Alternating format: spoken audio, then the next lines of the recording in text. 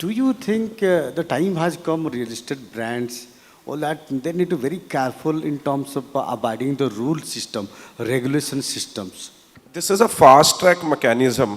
इससे पहले जब भी कोई डिस्प्यूट होता था कोई डेवलपर या बायर के बीच में, तो people use to approach civil courts.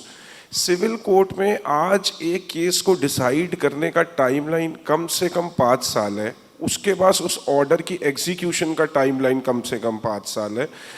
I am throwing some tentative figures, ये थोड़ा कम भी हो सकता है, थोड़ा ज़्यादा भी हो सकता है, बट कोई क्लाइंट अगर हमारे पास आता है तो हम उसको एक एवरेज टाइमलाइन बताते हैं। यही सेम टाइमलाइन अगर हम रेरा के पर्सपेक्टिव से बात करें तो ये सिर्फ 1 या 2 साल है मैक्सिमम, वो भी अब कंप्लेंट्स का लोड धीरे धीरे अथॉरिटीज़ पे बढ़ता जा रहा है, तो इसलिए ये टाइमलाइन थोड़ा इंक्रीज हो रहा है। अदरवाइज जब एक्ट आया था तो हम 6 महीने में क्लाइंट्स को प्रॉमिस करते थे कि डिस्प्यूट रिजॉल्व हो जाएगा। कि एक बिल्डर की पूरी तैयारी होनी चाहिए उस प्रोजेक्ट को लॉन्च करने से पहले।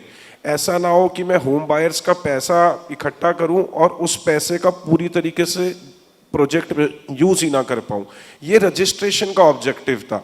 रजिस्ट्रेशन का फंक्शन अगर प्रॉपरली परफॉर्म हो किसी भी अथॉरिटी के थ्रू, तो मोस्ट प्रोबेबली कंप्लेंट्स की कोई नीड ही नहीं आएगी फ्यूचर में। अगर आज भी आप किसी भी अथॉरिटी में जाएंगे और देखेंगे तो जितनी भी कंप्लेंट्स हैं ये सारी पुरानी है, 2012 के टाइम के प्रोजेक्ट हैं जो आज स्टकअप हुए। नए प्रोजेक्ट्स में आपको लेटेस्ट कंप्लेंट्स नहीं मिलेंगी। मैं एक लाइन में कंक्लूड करूंगा कि it is a forum which is beneficial and for the prosperity of the real estate industry.